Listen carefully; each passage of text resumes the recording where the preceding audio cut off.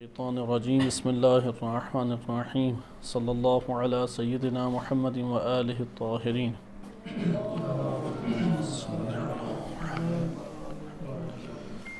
علوم قرآنی کے عنوان سے ہم نے اپنی بحث کو شروع کیا۔ دیکھیں کس جگہ تک ہم اس کو بیان کر پاتے ہیں، کیونکہ یہ علوم قرآنی ہمارے پاس ہوں تو تب ہم قرآن کریم کی تفسیر کر سکتے ہیں، وإلا قرآن کریم کی تفسیر کرنا ممکن نہیں ہے، وإلا تفسیر بالرائے ہو جائے گی۔ ہم نے شروع کیا ہے گزشتہ درس میں آپ کے سامنے شیعہ تفاسیر کا مختصر سا دورہ تعارف آپ کی خدمت میں بیان کیا گیا، اور ملا فیض کاشانی سے پہلے ملا محسن فیض کاشانی رحمۃ اللہ علیہ انہوں نے 2 تفاسیر لکھی ہیں، لیکن وہ مزجی قسم کی تفاسیر ہیں۔ لفظ کے درمیان میں ہی اس کا معنی ذکر کرتے ہیں، پھر آیت، پھر لفظ کی تفسیر، پھر آگے آیت۔ روایات کا سہارا انہوں نے نہیں لیا، اگرچہ اخباری مسلک کے ہیں لیکن روایات کا سہارا نہیں لیا۔ بالفاظ دیگر تفاسیر کی ایک فہرست ہمیں ضرور یاد ہونی چاہیے۔ اگر تفاسیر کی فہرست یاد نہیں ہے، کیونکہ اصل دین کیا ہے؟ قرآن اور روایات اہل بیت علیہ السلام۔ بعض ایسی چیزیں ہوتی ہیں کہ جو مدارس میں خصوصیات ہیں اور نقائص بھی اپنی جگہ ہوتے ہیں، ہر تعلیمی ادارہ ہے، اس کی خوبیاں بھی ہیں اور خامیاں بھی ہیں۔ جیسے یونیورسٹیز کی دنیا ہے، اس کی خوبیاں بھی خامیاں بھی ہیں۔ مثلا خوبیوں میں سے ایک ہے کہ منظم ہے، خامیاں جو بڑی ہیں وہ تربیت گاہ نہیں ہے، نظریاتی تفکر نہیں رکھتے، اور سب سے بڑی خامی کہ دقتیں ادھر نہیں ہیں، انسانی علوم کے اوپر اس میں اصلاً دقتیں موجود نہیں ہیں، سرسری ہے یونیورسٹی۔ اس میں سائنسی امور میں دقت موجود ہے، کیونکہ وہ ایک چیز اس میں ایک ذرے پہ بھی تحقیق کریں وہ نتیجہ دیتی ہے۔ خلاصہ کلام، مدارس کے اندر ہمارے ایک بڑا مسئلہ ہے کہ سال ہا سال طالب علم قواعد پڑھتا ہے۔ باہر جو مدرسوں کے رہتے ہیں وہ لوگ یہ سمجھتے ہیں کہ یہ قرآن اور روایت اور علم اخلاق اور علم عرفان اور اس طرح کی چیزیں پڑھ رہے ہیں، جبکہ طالب علم کیا پڑھتا ہے؟ صرف قواعد پڑھ رہا ہے۔ منطق کے قواعد ہیں، صرف و نحو، عربی ادبیات کے قواعد ہیں، تاریخ کے قواعد ہیں، فلسفے کے ایک قواعد کی صورت پڑھتا ہے، کیونکہ فلسفی مباحث کو جب آپ اس دنیا کی پر تطبیق کرنا چاہیں وہ والے تو مباحث آتے ہی نہیں ہیں، وجود اور ماہیت کی پھر مختلف جہات سے اقسام، اور اسی میں سارا کا سارا وقت گزر جاتا ہے۔ تو وہ جو اصل دین ہے، قواعد ہم کیوں پڑھ رہے تھے؟ تاکہ قواعد کو کریں تطبیق۔ تو تطبیق جو ہے وہ انفرادی طور پہ ہر طالب علم کے ذمہ لگا دی گئی ہے، اور یہ والا مرحلہ سخت بھی ہے، سخت نگرانی کا محتاج بھی ہے، اور نتیجہ کیا نکلتا ہے؟ وہ قواعد کو تطبیق ہی نہیں کر پاتا۔ مثلا منطق کے اوپر ہمارے اکثر علوم کھڑے ہیں، مثلا فقہی استنباط منطق کے اوپر ہی، شکل اول قیاس اقترانی پر ہے، اصول فقہ کے مباحث وہ قیاس اقترانی منطق کے اوپر ہے، علم کلام کی مباحث، عقائدی مباحث علم منطق کے اوپر ہے، اسی طرح فلسفے کی مباحث قیاس استثنائی یا عکس مستوی عکس نقیض کے اوپر ہے۔ اب اس کو کس نے جا کے قرآن اور روایات اور علم کلام میں تطبیق کیا؟ کس نے ایک روایت پڑھ کے اس میں صغرا کبرا بنا کے فقہی استنباط کیا؟ تو آتا ہی نہیں ہے ہمارے دائرے میں، اس لیے درس خارج تک ایک طالب علم پہنچ جاتا ہے، لیکن وہ ایک روایت سے فقہی استنباط نہیں کر سکتا قواعد کی مدد سے۔ اسے علم رجال آتا ہے، اس نے نمبر اچھے لیے ہوئے ہیں، اس نے اصول فقہ میں اچھے نمبر لیے ہوئے ہیں، عربی گرامر اور ادبیات میں اچھے نمبر لیے ہوئے ہیں، لمحہ توضیح المسائل کی طرح اس نے پڑھی ہوئی ہے، اور اس کی بہت ساری جزیات کچھ نہ کچھ ذہن میں ہیں، لیکن قواعد کو اس نے اپلائی کب کرنا ہے؟ مثلا مدارس میں اس کی مثال اسی طرح سے ہے کہ کوئی سائنس کی دنیا میں انگلش پڑھتا رہے، میتھمیٹکس پڑھتا رہے، ہے فزکس کا اسٹوڈنٹ، اور ان کے ذریعے سے اور فزکس کے چند قواعد اور تھیوریز پڑھتا رہے، لیکن اس نے کبھی لیبارٹری میں جا کے اپلائی نہیں کیا اسے، تو اسے اس پڑھنے کا فائدہ کچھ پہنچے گا؟ لہٰذا یہاں پہ بھی یہی ہے کہ آپ دوستان اس کے اوپر توجہ رکھیں کہ ہماری جو کل کا کل حوض علمیہ کا دورہ ہے وہ 14-15 سال تو حتمی ہے۔ یہ جو 14-15 سال ہے اس میں ایک سبجیکٹ بھی تطبیقی نہیں ہے، نہ صرف، نہ نحو، نہ منطق، نہ اصول کفایہ لے لیں، حلقات لے لیں، شیخ اعظم ظفر کی اصول لیں، فقہ پہ آ جائیں، لمحہ ہے آپ کے پاس، یا مقاصد ہے آپ کے پاس، نقل قول، اور اس کے اندر جو ایک استدلالی نوعیت ہے وہ بھی تیزی سے گزار دی جاتی ہے۔ تو درس خارج میں آ کے استدلال کی تطبیقی روش کو کچھ نہ کچھ پڑھایا جاتا ہے، لیکن طالب علم نے کبھی زندگی میں یعنی 13-14 سال اپنے تطبیق کی نہیں ہے تو اس کے لیے قابل عمل بھی نہیں رہتا۔ اب آپ اس سے اندازہ لگائیں، ایک بندہ ادبیات پڑھا ہو لیکن تطبیق کبھی نہیں کی اس نے قرآن اور روایات پہ، اسی طریقے سے منطق پڑھا ہو تطبیق نہیں کی، اصول فقہ پڑھا ہے تطبیق نہیں کی، فلسفے کے قواعد پڑھے ہیں تطبیق نہیں کی، وہ قرآن کریم کی تفسیر کر پائے گا؟ لہذا قرآن کریم کی تفسیر، کیونکہ قرآن اصل ہدف تھا ہمارے لیے، اگر ہمیں قرآن ہی نہیں سمجھ آتا اور قرآن ہی کی باتیں نہیں آتی تو کون سا دین ہم نے پڑھا؟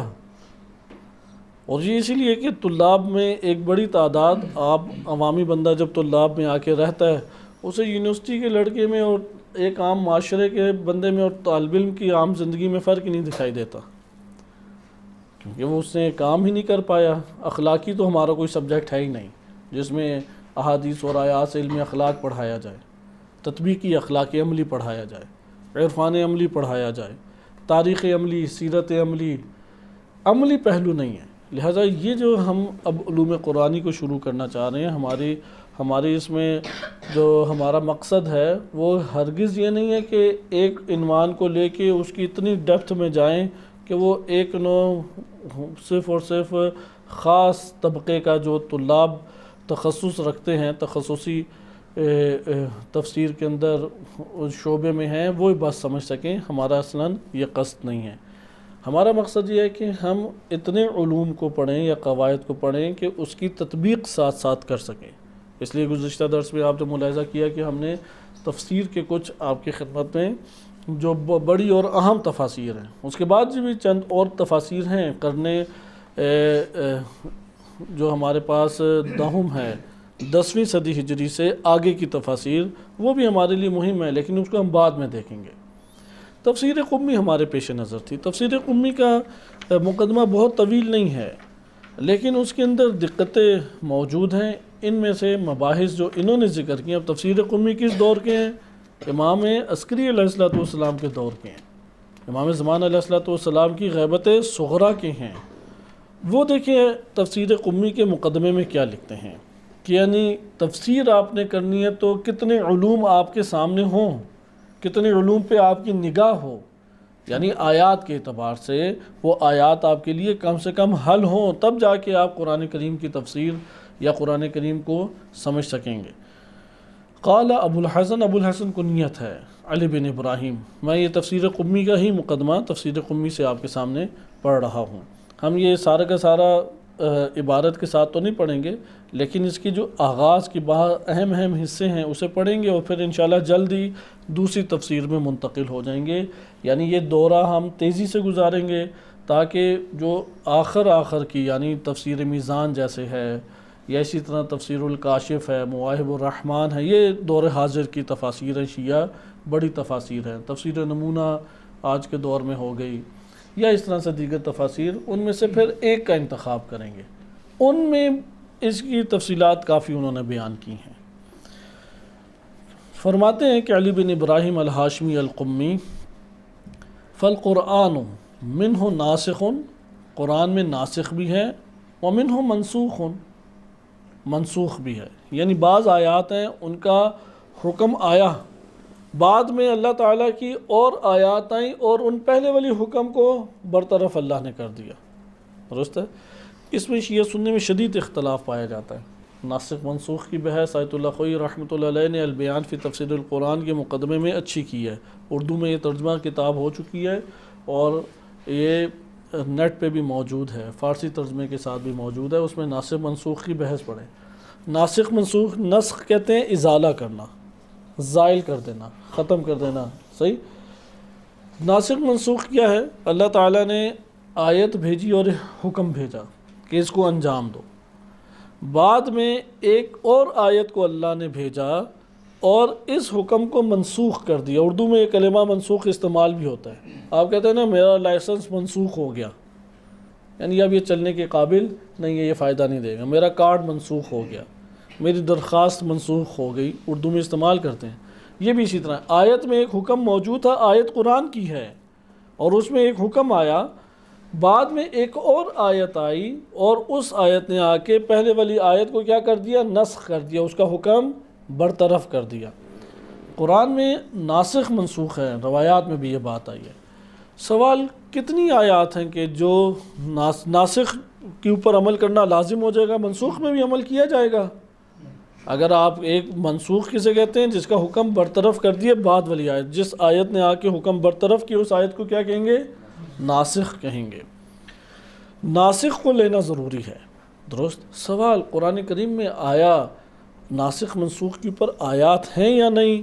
اکثریت کہتی ہے کہ ہیں، صحیح ہے۔ اس کا اکثریت کا مطلب ہے کہ بعض کہتے ہیں کہ نہیں ہیں، تو بعض واقعاً کہتے ہیں کہ قرآن کریم میں کوئی آیت بھی منسوخ نہیں ہوئی، صحیح ہے۔ ناسخ منسوخ گویا کہ قرآن میں نہیں ہے، کلام کے اعتبار سے ہو سکتا ہے، امکان ہے، لیکن ہے نہیں۔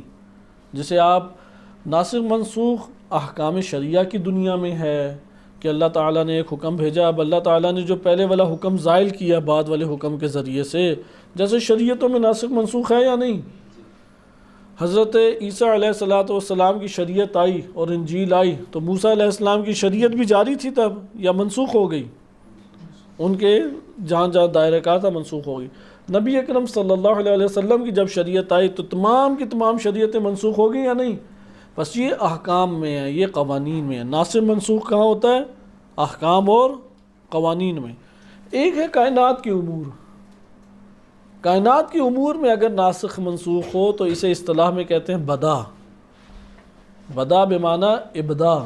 بعض اہل سنت ہیں چونکہ ان کے ہاں کلمہ بدا لفظ نہیں آیا، شیعوں میں لفظ آیا۔ بدا کا مطلب یہ ہوتا ہے کہ ایک چیز ہے اس میں نقص کی وجہ سے آپ نے تبدیل کی، پہلے ایک حکم صادر ہوا پھر پتہ لگا نہیں اس میں تو مسئلہ ہے، اس کی وجہ سے آپ نے اپنی رائے بدل دی۔ تو جبکہ بدا اس معنی میں نہیں ہے، شیعہ اس کے معترف ہیں۔ بعض تہمتیں اہل سنت یا بعض متعصب افراد شیعوں پہ لگاتے ہیں جو کہ بالکل قطعاً ایک خیانت ہے، علمی خیانت، یا مسلمانوں میں انتشار پیدا کرنا ہے۔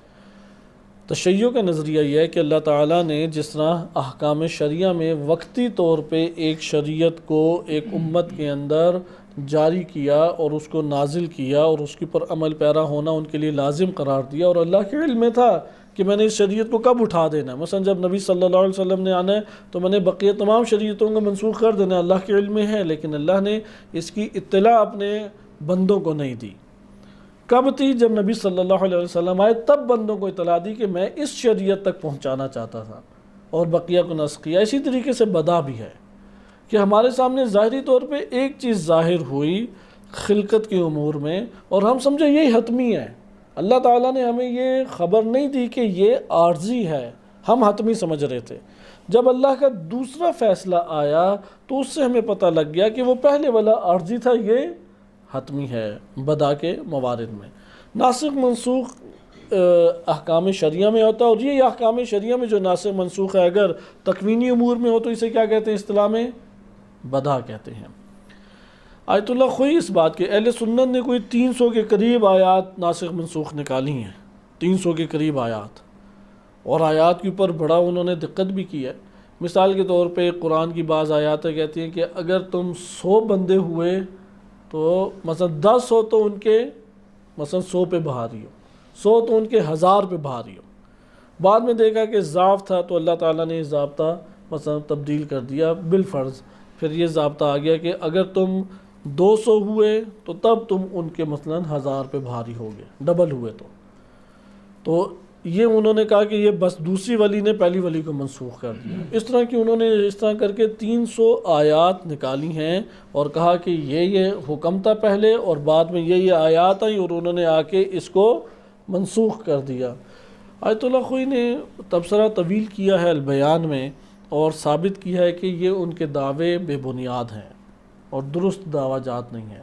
اور آیت اللہ خوئی نے فقط 2 آیات کے بارے میں کہا ہے، ایک ان میں سے آیت نجوہ ہے معروف، کہ قرآن نے کہا ہے کہ اگر تم سرگوشی کرنا چاہتے ہو نبی صلی اللہ علیہ وسلم کے پاس، کیونکہ بندے آ جاتے تھے رسول اللہ کے قریب جڑ کے ان کے کان میں اپنی کہانیاں سناتے رہتے تھے، فلاں نے یہ کیا، فلاں نے اس طرح سے کیا، باپ بتائیں میں کیا کروں، دوسرے کو خبر ہی نہیں ہونے دیتے۔ اب اگلا لائن میں کھڑا ہوا ہے، ایسے ہوتا ہے نا، آپ ایک بڑی شخصیت ہے ادھر، آپ چاہتے ہیں کہ یار میں اپنے مسائل زندگی بیان کروں اور جواب لوں، اب آپ اپنے مسائل بیان کرتے کرتے آدھا ایک گھنٹہ لگا دیتے ہیں، تو ٹائم ضائع کرتے تھے۔ تو اللہ تعالیٰ کی طرف سے حکم آ گیا کہ اگر کوئی سرگوشی کرنا چاہتا ہے تو صدقہ دے۔ تو جب مال دیا جاتا ہے تو بندے وہ پھر پیچھے ہی ہٹ جاتے ہیں، بہت ہی قلیل افراد ہیں۔ تو ادھر تو غربت کا دور بھی تھا، مال جیب میں اتنا ہوتا ہی نہیں تھا۔ تو جب یہ حکم آیا تو اس وقت فقط امیر المومنین علیہ الصلوۃ والسلام ہیں کہ جنہوں نے صدقہ دے کے نبی صلی اللہ علیہ وسلم سے سرگوشی کی، اور کوئی بھی نہیں آیا رسول اللہ کے پاس۔ تو پھر آیت آ گئی کہ اللہ تعالیٰ یہ حکم ہٹا دیتا ہے، تم لوگوں کے اوپر یہ بھاری ہے۔ انہوں نے اس آیت کو کہا کہ یہ ناسخ منسوخ ہے، لیکن بعض نے آ کے پھر آج کے دور میں، یعنی بس آیت اللہ خوئی یا استاد جو ہادی معرفت معروف استاد ہیں علوم قرآنیہ کے، وفات پا چکے ہیں، التمہید انہوں نے کتاب لکھی ہے فی علوم القرآن، اس میں یہ بزرگان قائل ہیں کہ 2 آیات، کم سے کم 2 یا 1 آیت ناسخ منسوخ ہے اور نہیں۔ تو آج کے دور میں یہ اختلاف موجود ہے، آیا 1 یا 2 ہیں یا وہ 1-2 بھی نہیں ہیں، درست ہے؟ اب اس کی تفصیل آپ کوئی بھی کتاب لائیں، ہمارے پاس چند کتابیں ناسخ منسوخ پہ پڑھی ہوئی ہیں، جدید کتابیں، دلچسپ کتابیں ہیں، ضرور پڑھیں۔ بس پہلا علم کیا ہو گیا؟ ناسخ منسوخ۔ یہ پڑھایا نہیں جاتا حوزہ علمیہ میں، درس خارج تک یہ بحثیں نہیں آتی، ہر بندے نے خود اس کے مطالعات کرنے ہیں۔ فقہا بیان کرتے ہیں اس میں اپنے دروس میں، اور قلیل سا بیان کر کے چلا جاتے ہیں یا اپنی تحقیق بیان کر دیتے ہیں۔ تو اس لیے علماء سے، خود بزرگان سے استفادہ کرنا ہے، لیکن اس موضوع کی کتابوں کا ضرور مطالعہ کریں۔ دوسرا ہے وَمِنْهُ مُحْكَمٌ وَمِنْهُ مُتَشَابِهٌ۔ ہم ابھی دیکھیں گے اس کی تفصیل انہوں نے ذکر کی ہے کہ کس طرح ناسخ منسوخ ہے، اور تفسیر قمی، صاحب قمی کا کیا نظریہ ہے، وہ اپنی جگہ پہ ملاحظہ کریں گے۔ محکم اور متشابہ ہے۔ محکم متشابہ سورہ آل عمران آیت نمبر 7 واضح طور پہ بتاتا ہے، شیعہ سنی سب قائل ہیں اس کے۔ محکم سے مراد ہے کہ جس کے معنی آشکار ہیں اور کوئی شبہ آپ کو پیدا نہیں ہوتا۔ ایسی آیات کے اوپر عمل کرنا تمام مسلمان متفق ہیں علماء شیعہ سنی کے لازم و واجب ہے۔ قرآن کی اس آیات کے مجموعے کو پکڑنا کیا ہے؟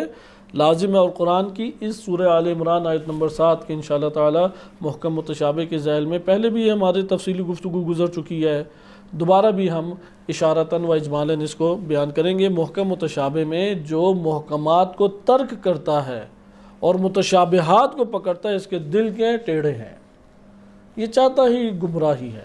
محکم آیات کون سی آیات ہیں؟ جن کے آیات کے معنی آپ کے لیے آشکار ہیں، اگرچہ ہر سطح ذہنی، ہر سطح علمی کے لیے اپنے طور پہ وسعت کے ساتھ معنی آشکار ہوتے ہیں، لیکن جس کے لیے جتنے معنی آشکار ہیں محکم آیات میں اور اسے کوئی شبہ لاحق نہیں ہے، اس کو پکڑنا کیا ہے؟ لازم ہے۔ متشابہ کون سی آیات؟ متشابہ آیات وہ نہیں ہیں کہ جن کا معنی جو ہے وہ ہے ہی نہیں، کیونکہ قرآن کی آیات بینات ہیں۔ یا قرآن کی متشابہ وہ آیات نہیں جن کا معنی آشکار نہیں ہے، اسے مجمل کہتے ہیں، مبہم کہتے ہیں، جس کا معنی آشکار نہ ہو۔ متشابہ آیات کون سی ہیں؟ جن کا معنی آشکار ہے، جن کا معنی واضح ہے آپ کے لیے، لیکن وہ آشکار اور واضح معنی وہ قابل عمل نہیں ہے آپ کے لیے بعض وجوہات کی بنیاد پر۔ وہ وجوہات متعدد ہو سکتی ہیں، مثال کے طور پر قرآن کی بعض آیات سے ٹکرا رہی ہیں، اس کا جو آپ کے لیے معنی ظاہر ہو رہا ہے، یا اس سے بعض ایسی چیزیں آپ کے لیے ظاہر ہو رہی ہیں کہ جو یقیناً اللہ تعالیٰ کے لیے ثابت نہیں ہو سکتی۔ جیسے قرآن کریم میں خداوند متعال کی ید اللہ فوق ایدیہم، اب اللہ کا تو ہاتھ نہیں ہوتا کہ آپ کیونکہ نہیں، قرآن کی آیت کہی تھی ید اللہ کا ہاتھ۔ اس کو کئی طریقوں سے حل کیا ہے۔ متشابہ کے اوپر بھی بڑا تفصیلی گفتگو موجود ہے، اور کئی اردو میں آرٹیکل ترجمہ بھی ابھی ہو چکے ہیں کہ اس کو آپ مطالعہ کر سکیں۔ لیکن متشابہات، اس کا قطعاً یہ معنی نہیں ہے کہ اس کا معنی ظاہر نہیں ہے، معنی کیا ہے؟ آشکار ہے، ظاہر ہے، لیکن وہ معنی آپ کے لیے قابل قبول یا قابل عمل بعض وجوہات کی بنیاد پہ نہیں ہے۔ متشابہات کا حل کیا ہے؟ وہ اہل بیت علیہ السلام کی بعض روایات میں آیا کہ متشابہات کو محکمات کی طرف پلٹاؤ، اور محکمات کے ذریعے مثلا قرآن کہتا ہے لیس کمثلہ شیء، صحیح ہے، یا لا یدرکہ الابصار، اللہ کو آنکھیں نہیں دیکھ سکتی، اب کوئی آیت آتی ہے کہ اس کے ہاتھ ہیں یا آنکھیں اس کا دیدار کر سکتی ہیں، یہ متشابہ ہیں، اس کو پلٹاؤ ان محکمات کی طرف، ولا يدركه الابصار ليس كمثله شيء قل هو الله احد ولم يكن له كفوا احد، ان آیات کی طرف پلٹا کے معنی لیا جائے۔ بہرحال دوسرا ہمارے پاس علم کیا آ گیا، آپ تفسیر نہیں کر سکتے ناسخ منسوخ کے جانے کے بغیر، آپ محکم متشابہ کو جانے بغیر قرآن کریم کی آیات کی تشریح اور تفسیر بیان نہیں کر سکتے۔ تیسرا آپ کے پاس آ جاتا ہے وَمِنْهُ عَامٌ وَمِنْهُ خَاصٌ، قرآن کریم میں عام اور خاص ہے۔ عام اور خاص ظاہر اصول فقہ کی اصطلاح ہے، لیکن فہم کے اعتبار سے ہر ایک کو یہ سمجھنی چاہیے، حتیٰ کہ عوام الناس کے لیے بھی کوئی مشکل اصطلاح نہیں ہے۔ عام کا مطلب یہ ہوتا ہے ایک عمومی حکم، خاص کا مطلب یہ ہوتا ہے اسی عمومی حکم کے بارے میں بعض افراد کو مستثنی قرار دے دیا۔ مثلا آپ حکم دیتے ہیں اپنے بیٹے کو، آپ یا اپنے بھائی کو گھر میں کہتے ہیں کہ جو مہمان آئے اس کا احترام کرنا اور اس کو مثلا ڈرائنگ روم میں بٹھانا، مہمان اگر آئے تو سوائے فلاں فلاں کے، یہ جو آپ نے کہا نا سوائے فلاں فلاں کے، یہ کیا ہو جائے گا؟ خاص۔ یہ اس حکم میں شامل ہے؟ نہیں ہے۔ اصول فقہ میں ایک دقیق بحث ہے کہ عام سب کو شامل ہوتا اور بعد میں آپ کسی کو نکالتے ہیں، یہ شروع سے ہی وہ ان کو شامل ہی نہیں تھا حکم، اور آپ نے ظاہر اب کیا ہے۔ اس طرح سے بحثیں موجود ہیں اور تفصیلی باب ہے اصول فقہ کا عام اور خاص، لیکن عام خاص کی ادھر مثالیں انشاءاللہ آ رہی ہیں، ان سب کے اوپر گفتگو جو ہیں محدث قمی رحمۃ اللہ علیہ انہوں نے کی ہیں۔ بس عام کیا ہو گیا؟ ایک مجموعی حکم آیا، جیسے قرآن کہتا ہے کتب علیکم الصیام، سب کے اوپر کیا ہیں؟ روزے واجب ہیں۔ پھر ایک آیت آ گئی نہیں، اگر مریض ہے یا مسافر ہے تو کوئی عیب اور حرج نہیں ہے، روزہ اس کے لیے بعد میں اس کی قضا بجا لائے گا، درست ہے۔ اب یہ جو حکم آیا اس نے نکال دیے، پہلا کہہ رہے سب پر واجب ہے، چاہے صحت مند ہو مریض ہو۔ عام ہے یہ کہ اس نے قید جب نہیں بولنے والی شخصیت نے قید نہیں لگائی، یا وہ ذات جو کلام کر رہی اس نے قید نہیں لگائی، تو آپ اپنی طرف سے قید اٹھا کے نہیں لا سکتے، صحیح ہے؟ یعنی ما یقولہ یریدہ، جو اس نے کہا ہے وہی اس کی مراد بھی ہے، اور جو ما لا یقولہ لا یریدہ، جو اس نے نہیں کہا وہ مراد بھی نہیں ہے۔ اگر اس نے آزاد تھا وہ قیود بیان کر سکتا تھا۔ اب جب کہا کتب علیکم الصیام، سب پہ روزے لازم ہیں، تو یہاں پہ کوئی قید لگائی کہ اچھا اگر مریض ہو یا صحت مند ہو تو دونوں میں الگ الگ فرق کرو، کوئی مسافر ہو یا کوئی حضر میں حاضر ہو اپنے شہر میں، دونوں میں فرق کرو، ایسی کوئی قید ہے اس آیت میں؟ نہیں، یہ حکم سب کو شامل ہو رہا ہے، درست ہے۔ اس کے مد مقابل بعض آیات آئیں گی، وہ آیات بھی آتی ہیں نہیں اگر تم مرض میں ہو یا اگر تم سفر میں ہو تو تب تمہارے لیے روزہ ساقط ہو جائے گا، بعد میں اس کی قضا تم بجا لاؤ گے۔ یہ اس کو ہم کیا کہہ دیں گے؟ خاص۔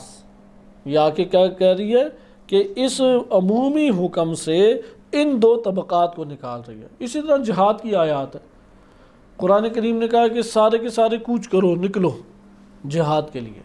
اب اس کے اوپر چھوٹے بڑے صحت مند تندرست بیمار سب پر واجب ہے یا نہیں؟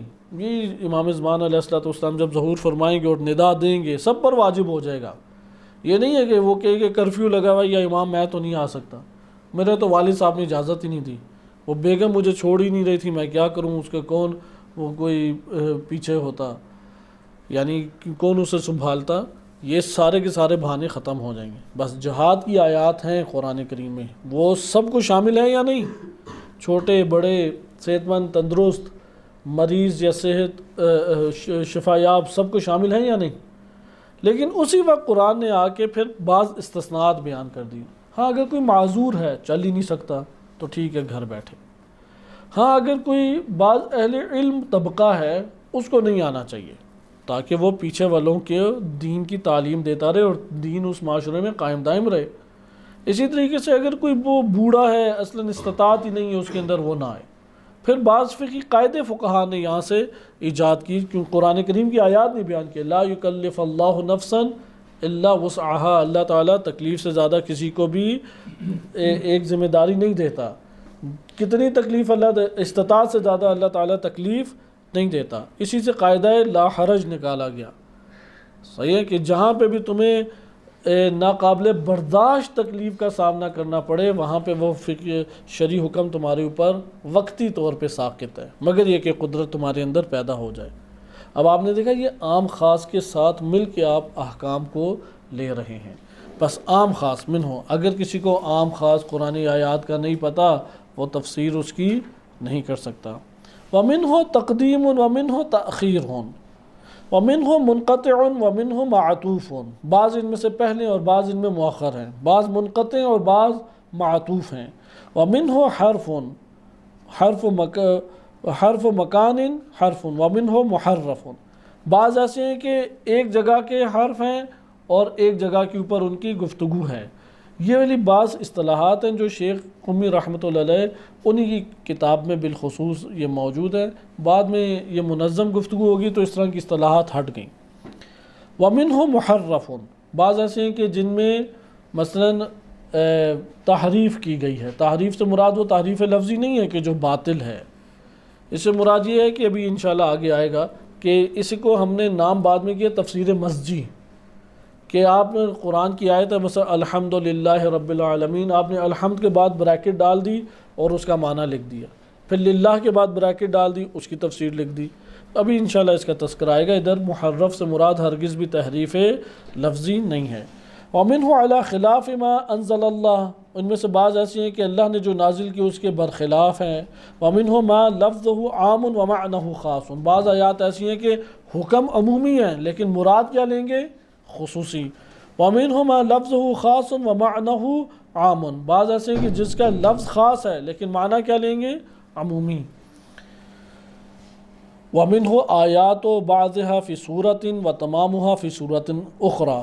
بعض ایسی معانی معارف یا احکام ہیں ان کا حکم ایک سورہ میں آیا ہے بعض آیات، اور بقیہ آیات کہاں پہ آئی ہیں؟ دوسری سورہ میں. خصوصاً جو فقہی امور سے تعلق رکھتی ہیں عموماً ایسی ہیں، سب ایک جگہ پہ نہیں ہیں موجود. وَمِنْهُ مَا تَأْوِيلُهُ فِي تَنزِيلِهِ.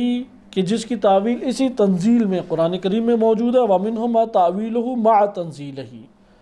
جو تنزیل کے ساتھ ہے. فی تنزیلہ اور مع تنزیلہ میں فرق کیا ہے، وہ ہم آگے انشاءاللہ دیکھیں گے. وَمِنْهُ مَا تَأْوِيلُهُ قَبْلَ تَنزِيلِهِ. کہ بعض ہے کہ تنزیل نزول سے پہلے اس کی تعویل تھی. وَمِنْهُ مَا تَأْوِيلُهُ بَعْدَ تَنزِيلِهِ. اور بعض ایسی ہیں کہ جو نزول کے بعد اس کی تعویل ہے. وَمِنْهُ رُخْصَةُ اطلاق بعد الحظر. منع کرنے کے بعد بعض ایسی آیات ہیں جس میں اجازت کا بیان ہے. وَمِنْهُ رُخْصَةُ صَاحِبِهَا فِيهَا بِالْخِيَارِ إِنْ شَاءَ فَعَلَ وَإِنْ شَاءَ تَرَكَ. اور بعض میں رخصت اس طرح سے دی گئی ہے کہ تم نے عمل کرنا ہے تو ٹھیک ہے عمل بھی کر سکتے ہو، اور ترک کرنا چاہتے ہو تو ترک بھی کر سکتے ہو. وَمِنْهُ رُخْصَةُ ظَاهِرِهَا خِلَافُ بَاطِنِهَا يَعْمَلُ بِظَاهِرِهَا. بعض ایسے ہیں کہ جس میں اس کے ظاہر کی رخصت دی گئی ہے اس کے باطن کے خلاف، اور وہ اس کے ظاہر کے اوپر عمل کرتا ہے. وَلَا یدانو بباطنها. اور اس کے باطن کے ذریعے سے قریب نہیں آتا. اس کی تشریح آیات کے ذریعے آگے کریں گے، میں یہ صرف آپ کی خدمت میں نام پڑھ رہا ہوں. وَمِنْهُ مَا عَلَى لَفْظِ الْخَبَرِ مَعْنَاهُ حِكَایَةٌ عَنْ قَوْمٍ. بعض ایسے ہیں کہ الفاظ ہیں، جملات ہیں، کلام ہے، لیکن وہ دیگر قوم کے حکایت ہے. مثلا قال المشرکون، مشرکین نے یہ کہا. جو مشرکین نے کہا بات وہ درست ہے. مثلا حضرت ہود علیہ السلام کو کیا کہتے تھے؟ سفیہن. آیا یہ قرآن ہم یقین قرآن نے کہا ہے کہ حضرت ہود علیہ السلام نعوذ باللہ صفی ہیں؟ نہیں، مشرکین کا قرآن نے کلام نقل کیا ہے. یا مثلا قرآن فرعون کا لفظ ہم ہٹا دیں تو تحریف ہو جائے گی یا نہیں؟ شیطان لفظ کاٹ دے تحریف ہوگی یا نہیں؟